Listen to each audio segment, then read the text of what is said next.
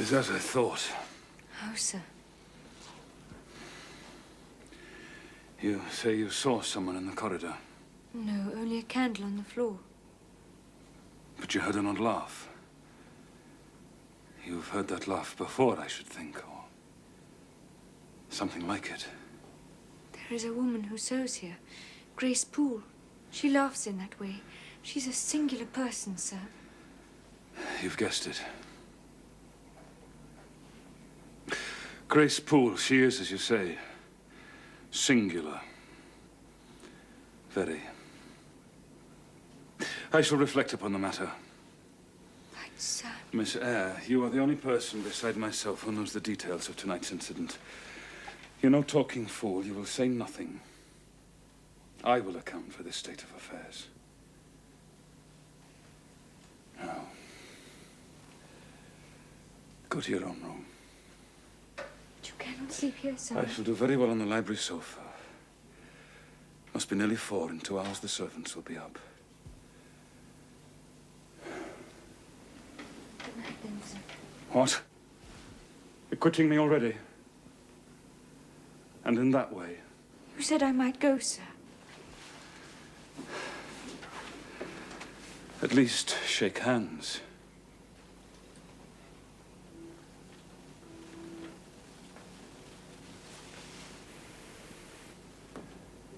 You've saved my life.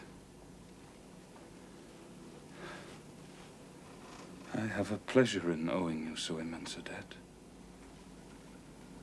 There is no debt or obligation in the case, Oh, sir. I knew you would do me good in some way. At some time, I saw it in your eyes the first time I beheld you. That expression and smile did not.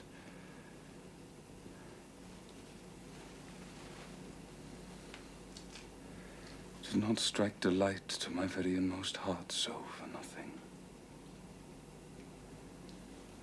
Oh, my cherished preserver. Good night. Right, sir. Glad I happened to be awake. Once you will go. I'm cold, sir. Cold. Yes. Go then, Jane, go. I think I hear Mrs. Fairfax move. Well, Jane, leave me.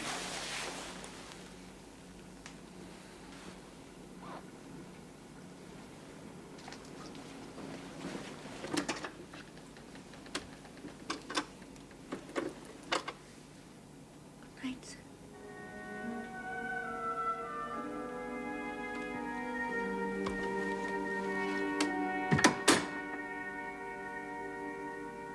What a to-do! What a to-do! Good morning, Mrs. Fairfax. Oh, a good morning, do you call it? Have you seen the master's room? He might have been burnt to a cinder in his bed. And all for being careless with a candle. Ah, well, we shall have it to rights within the day. But there are so many things to be moved. I have Leah and John in there. I must call the rest of the servants. Jane, dear, take those and put them on the master's bed. Oh, I am so grateful he is gone. Gone?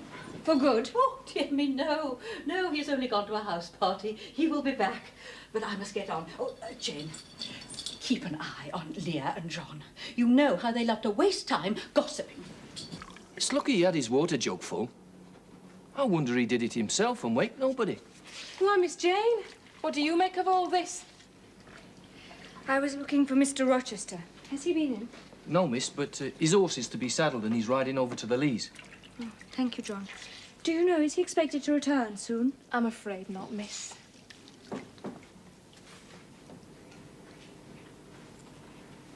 Good morning, miss. Good morning, Grace. 'Tis a strange affair, is it not? I've been told what happened. Did Mr. Rochester wake no one? Did no one hear him move? Well, the servants sleep too far off to hear, miss. Mrs. Fairfax heard nothing. Elderly people often sleep heavy. But you sleep nearby, miss, and I should say that being young, you're a light sleeper. Did you not hear a noise? I did. At first I thought it was Pilot. But Pilot cannot laugh. And I'm certain I heard a laugh. A very strange one. Well, it's hardly likely Master would laugh when he was in such danger. I should think, miss, you must have been dreaming. I was not dreaming. You did not think of opening your door and going out into the gallery? Certainly not. I bolted my door. I have not done so before, but I shall in future. It will be a wise thing to do. I've never heard of the hall being attempted by robbers, but there are hundreds of pounds worth of plate, and there are very few servants. I always think it best to err on the safe side. A deal of people, miss, are for trusting all to Providence. But I say Providence blesses those that help themselves. Mrs. Poole, will you come down to the servants' dinner? No. Just put my pint of porter and a bit of pudding on a tray and I'll carry it upstairs. You'll have some meat. Oh, just a morsel. And a taste of cheese, that's all, Maria. Mrs. Fairfax is looking for you, miss, for dinner. Thank you.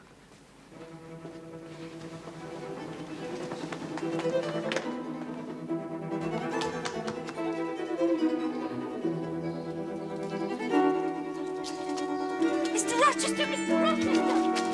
What is it? Miss Poole, sir. She's in your bedroom as bold as brass. Well, But why is she not in custody or at least dismissed? You as good as said she was guilty last night, sir. Why did you bind me to secrecy? Is that all? Has she some hold over you, sir? Miss Eyre, kindly confine your concerns to matters which are within your province.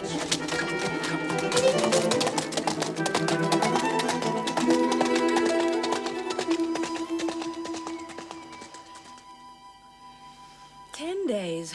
And not a word from Mr. Rochester. I wouldn't be surprised if he doesn't go straight back to the continent and doesn't show his face in Thornfield for another year or more. But would he not let you know? No. He has often left us suddenly and without warning. Oh, the tray is not yet ready for you, Leah.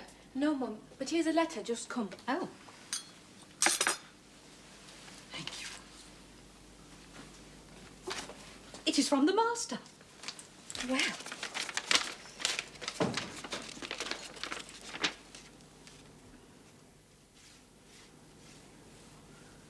Well, we are going to be busy now. He is returning. Indeed he is. And within 3 days, he's bringing a party of friends with him. And the Honourable Blanche Ingram.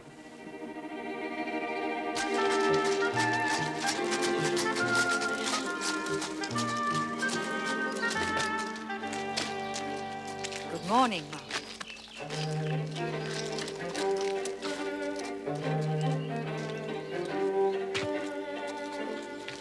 Welcome to Thornfield. Welcome home, sir. thank you, Mrs. Fairfax. I've enjoyed the company of my own equal on horseback in the county. Without taste of friends by 5 minutes. I always adore this house. Mrs. Grace was an adorable guest. Rogers, who is that lady? That's the Honourable Miss Blanche Ingram, miss. Thank you. Let me show you to your room. Mrs. Fairfax will attend upon you till your servant arrives. Mais qu'elle est belle! She is very beautiful.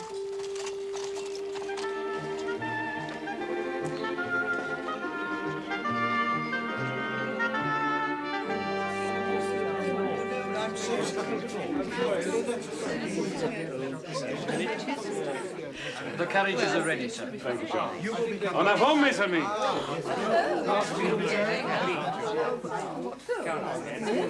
They have a fine day for their excursion. And do not Mr. Rochester and Miss Blanche make a fine couple? He evidently prefers her to any of the other ladies. Oh, it is clear he admires her. Yes, it is. Ah, but you see, my dear, the gentry have more to consider than themselves. Marriage is a duty. It involves fortunes, family trees, the bringing together of estates. And there must come a time when any gentleman has to consider his duty. She's indeed beautiful. Oh, you will see her at her best this evening. I happened to mention to Mr. Rochester how much Adele wished to be introduced to the ladies. And he said, let her come into the drawing room after dinner. Oh, she will be in ecstasies. And he said, let Miss Eyre accompany her. Oh, no, he was only speaking out of politeness. I told him you were shy. And he said, tell her it is my wish. If she resists, I shall come and fetch her.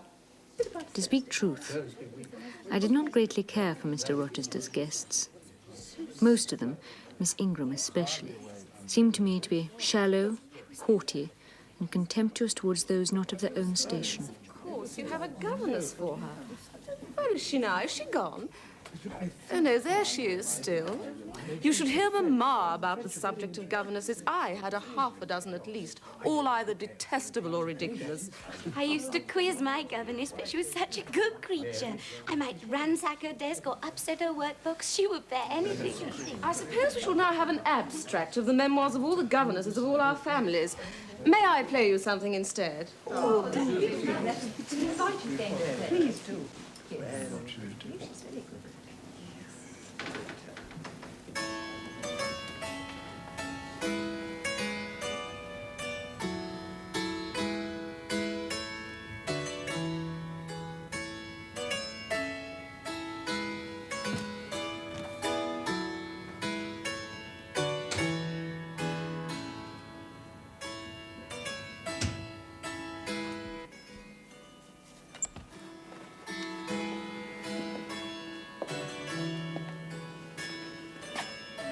How'd you do? I'm very well, sir. Why didn't you come and speak to me in the room? I did not wish to disturb you as you seemed engaged, sir. Well, what have you been doing during my absence? Nothing particular. Teaching Adele as usual. You're looking a good deal paler than you were. What's the matter? Nothing is the matter, sir. Did you catch cold? That night you half drowned me? Not the least, sir. Return to the drawing room. You're deserting too early. I am tired, sir. And a little depressed. What about? Tell me. I'm not depressed. But I affirm that you are. So much depressed that a few more words would bring tears to your eyes.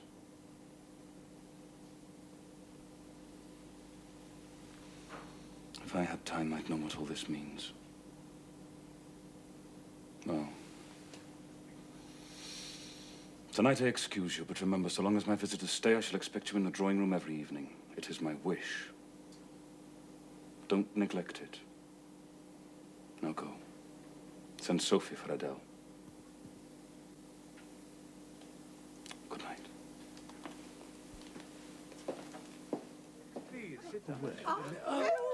One evening, a change of entertainment was proposed. They spoke of playing charades, but in my ignorance, I did not understand the term. Don't forget. Oh, it's a wedding. Why, it's a marriage. Oh, wonderful surprise. Couple they make. Don't be perhaps preferably Oh, he looks like Shane. Shane? Is this the woman? I think so. No, it can't be. Whatever can it be? Was not the second syllable well? And does not that make the entire word Bridewell, the lunch colonel? Bravo! Ah, well done. I got it. I got it. That was a very good one. Very good. Excellent. I did enjoy it. My dear, come down. Let me hand you down. Thank you. You were so good. Remember how bright we were. George. Come over here. Amy, that's quite exciting. And remember, Miss Ingram, you are now my wife. We were married just now in front of all these witnesses. I saw he was going to marry her for her family, rank, and connections. I was not jealous, or only rarely so. But I suffered an ever-torturing pain, for I knew he did not love her. Oh, yes, I do. He told us next day that he'd been summoned to Milcott on business and would not be back till late. That same afternoon, a stranger arrived at Thornfield.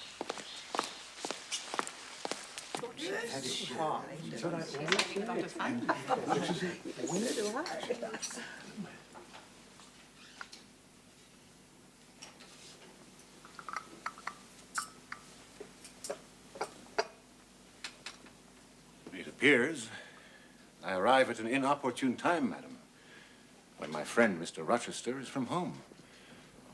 But I arrive from a very long journey, and I think I may presume so far an old and intimate acquaintance as to install myself till he returns. My name is Mason. I am but just arrived in England. I spent some time on the West Indies station, sir. Do I detect? You have an acute ear, sir. I am from Kingston, Jamaica. I know it well. It was there that I met Mr. Rochester. I did not know that Mr. Rochester had ever been to the West Indies. Oh, Rochester has been everywhere. But allow me to introduce you to the company, Mr. Mason.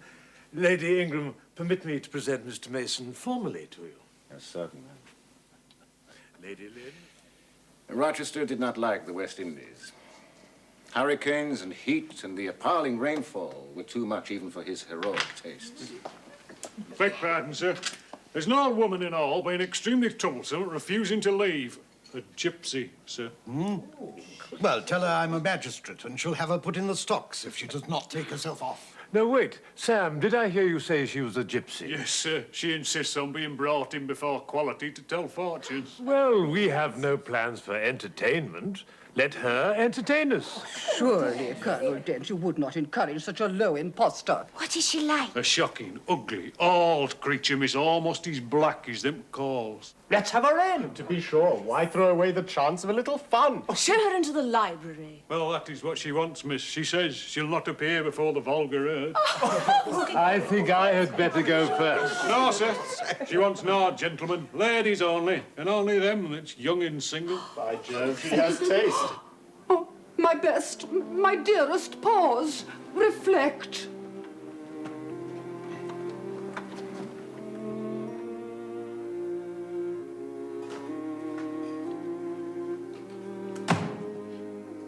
What did she say, Blanche? Well, Blanche? She poured my palm and told me what such people usually tell. It is my turn now.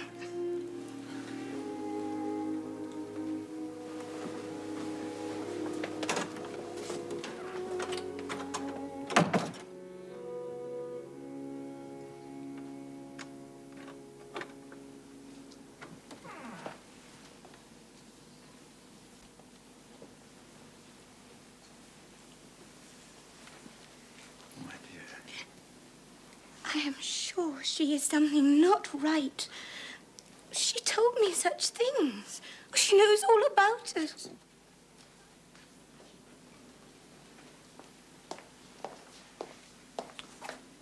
If you please, miss, Gypsy says there is another young, single lady in room and she'll not go until she's seen me. The governess, indeed. I will go by all means.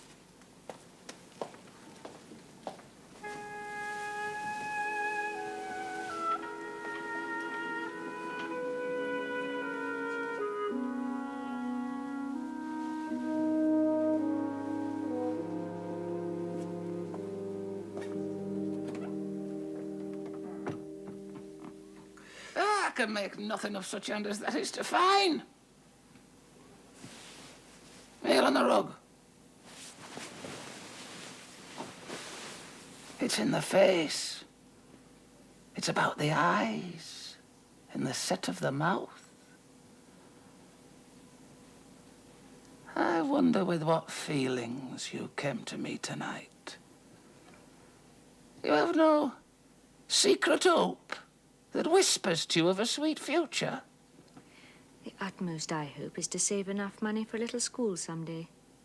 Mean food for the heart. And when you're sitting in that window seat. Oh, yes, I know your habits. You have been speaking to the servants. I know one of them. You're sharp, you're quick. Mrs. Poole. Oh, don't be alarmed. She's a safe hand, is Mrs. Poole. She can be trusted. Now, when you're sitting in that window seat, do you think of nothing but your future school? Is there not one of your companions you think about?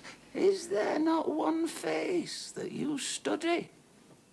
I like to observe all faces. You're forced to observe your master. He is not at home. Does that blot him, as it were, out of existence?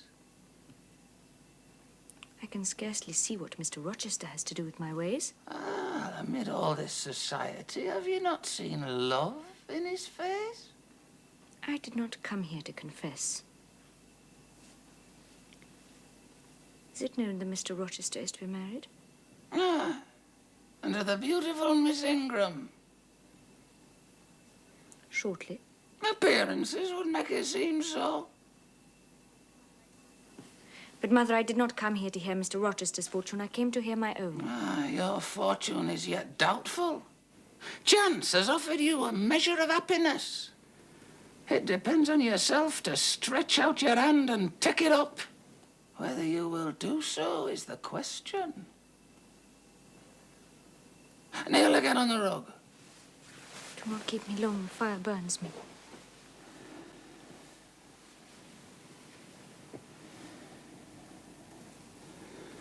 The flame flickers in the eye shines, it's soft and full of feeling. The eye is favourable. The mouth, at times, delights in laughter. The brow's the enemy. That brow says I can live alone if self-respect requires it. I needn't sell my soul to buy bliss. That forehead declares reason, sits firm and holds the reins. It will not let her feelings burst away and hurry her to wild chasms. Strong wind, earthquake, shock and fire may pass by. But I will follow the guiding of that still, small voice called conscience. Well said, Conscience. Your voice shall be respected. Well, Jane, do you know me now? Off, ye lendings! It's all carried out, don't you think? This was no party game. You have been trying to draw me out. Oh, Jane, do you forgive me? I don't know. I shall have to have time to think about it. Mr. Rochester, are you aware there is a stranger waiting to see you? Mr. Mason of the West Indies. Mason? The West Indies.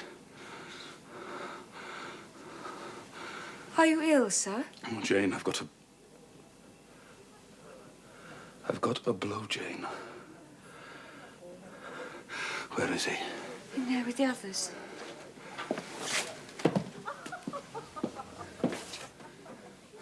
No whispering. They're laughing and talking. He seemed sociable. Sociable? Jane, if all those people turned their back on me, went away from here, would you go too?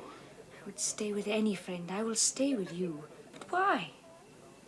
Jane, go in there. Step quietly up to Mason. Whisper in his ear. Tell him that Rochester is here and waiting to see him. Show him in, then leave us.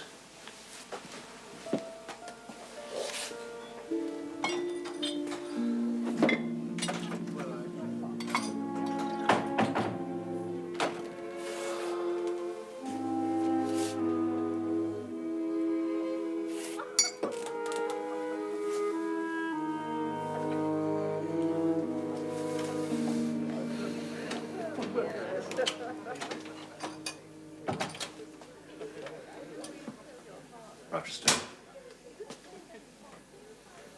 I'm sorry to arrive without warning.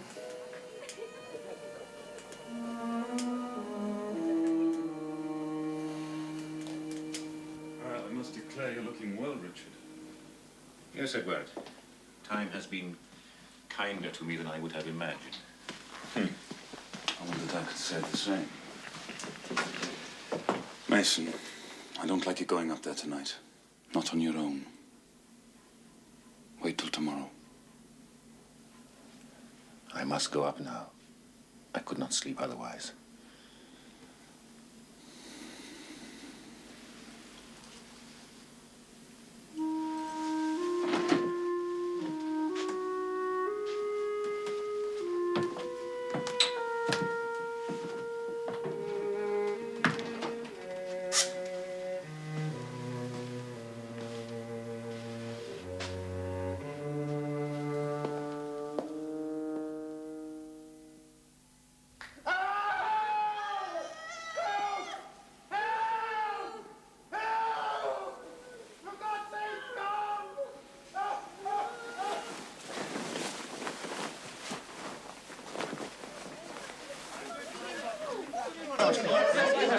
Henry, my dear fellow, did you hear that?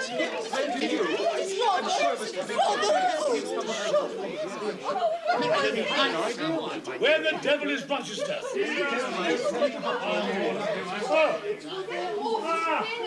Don't strangle me. All is right, Jimmy. All is right. What the deuce was that noise then? Yes, one of the servants had a nightmare. That's all. Now I must ask you all to return to your rooms. We must get the house settled. Yes. Gentlemen, have the goodness to set the ladies an example. Miss Ingram, I know I can count on you. Ladies, you'll catch your death of cold in this gallery. I'm sure. Come on. No.